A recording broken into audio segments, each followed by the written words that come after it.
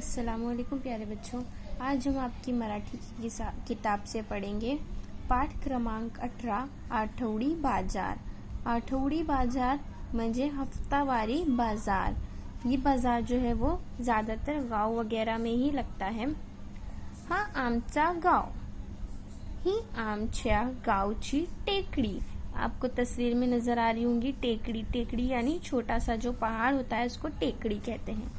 टेकडीच्या बाजूला ओढा आहे। ओढा यानी जहाँ पानी ऐसा जमा हो जाता है थोड़ा सा, उसे ओढा कहते हैं। टेकडीच्या पायथ्याशी छोटे से मैदान आहे। टेकड़ी के जो पास में है छोटा सा एक मैदान है। तिथे आठवडी बाजार भरतो। आठवडी बाजार हफ्तावारी, हफ्ते में जो एक मर्तबा बाजार लगता है उसे आठवडी बाजार कहते हैं। भरतो यानी लगता है। भाज्या विकणारे ओळीत बसतात। ओळीत यानी लाइन में, भाजी बेचने वाले लाइन में बैठते हैं।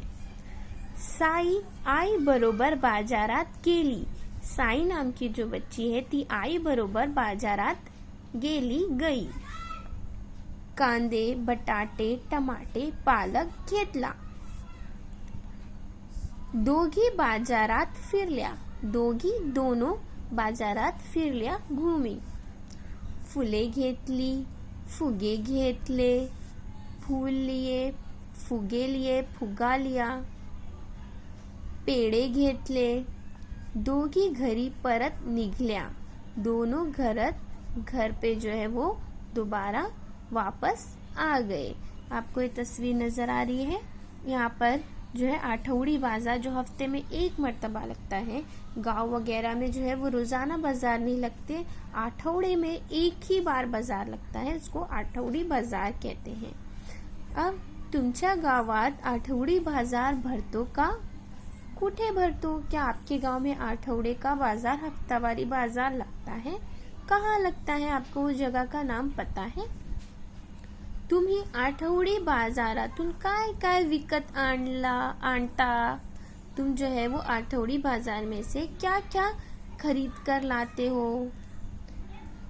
यहाँ हम लोग देखेंगे कुछ चीजों की तस्वीरों के साथ नाम है।